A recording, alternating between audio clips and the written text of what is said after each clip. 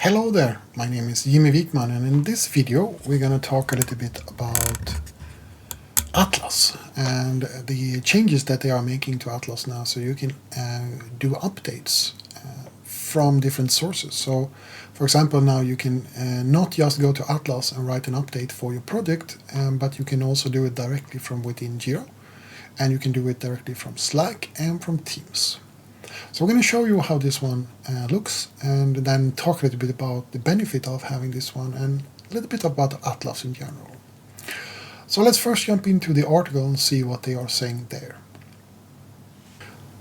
So here we are now in the Atlassian community where they have posted this. So this is Nir who has posted now on how this one will actually work. So they are talking now about the loop framework. That is what they are basing the Atlassian tool on, and now you can update then and create post updates directly from Jira software, from Slack and Microsoft Teams. And when you want to do this one from Jira, for example, then you will actually have it in the post itself, in the topic itself, in the issue itself. And what you do then is you basically click on update the status, and then you can write as if you were in Atlas itself. And you can also see this one in Slack, so you can see how we do it in Slack and also from Microsoft Teams. And rather than just showing you how this one looks in the article, let's jump over to my demo instance and I can show you how it looks in Jira. So here we are now in my demo instance, and I have created an epic for this one, so we can actually see how this one is connected. And I've connected this one now to two linked goals that are fitting now that we are when server has died completely. And in this view now you will see that in the left corner here, or in the right corner here, we will actually have, this is now the project that we are using, that we have connected now to this epic. And what we can do then is that we can just click on this post and update, and you will get the view that will show you.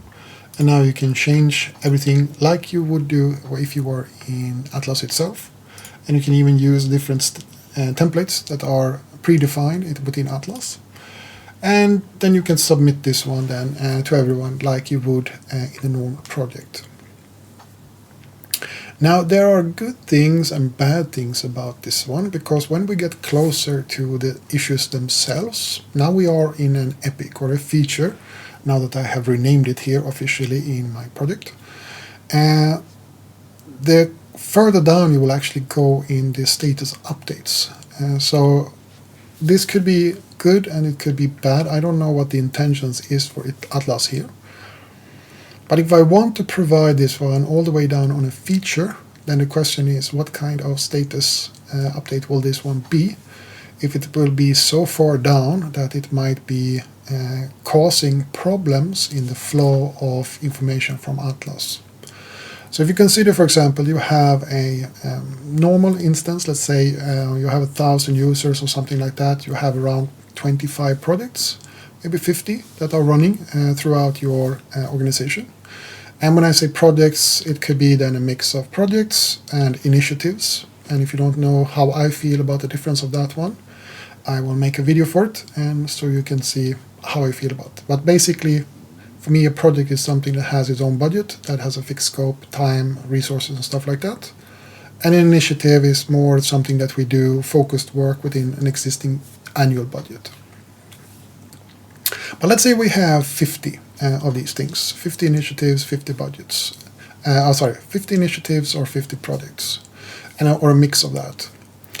And now we want to think about where Atlas will be in this one. So I want to give updates now on the progress of the project, right? That's pretty much how I assume that Atlas should be used. Now we're pushing it down to features. So let's say 50 projects, they should each have at least 10 features, basically. So then you are 500 features. And if you push this one down onto the stories, then you'll probably be around 500, 5,000, something like that. So the difference between having, let's say, 25 to 50 updates every week, because this is what status or Atlas want you to do, basically having a weekly update. And now we have it instead of features. So then we are going from 50 to 500. And then the question is, are those really useful to understand how are we doing with a specific feature? And if you go all the way down to a story, which is a single activity, a single development task, or design task, or whatever kind of task you have, is that really useful? Or do we need to have some way to actually filter the level in Atlas?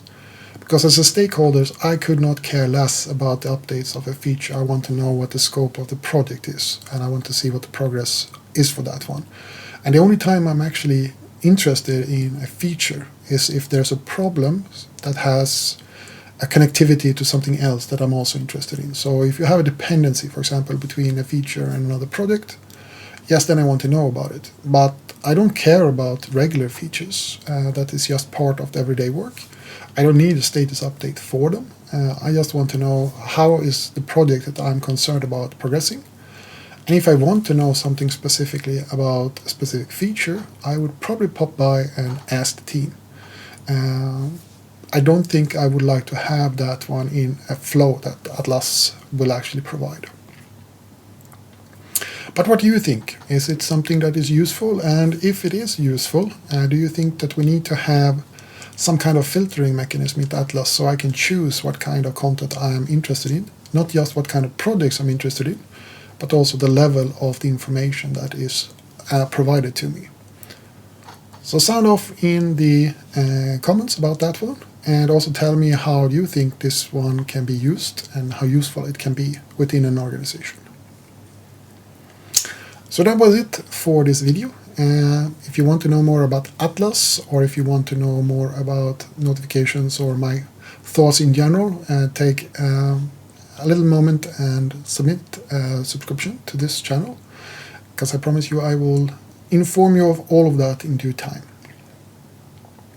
So until next time, the only thing that remains for me to say today is I hope that you will have an awesome day and a great week.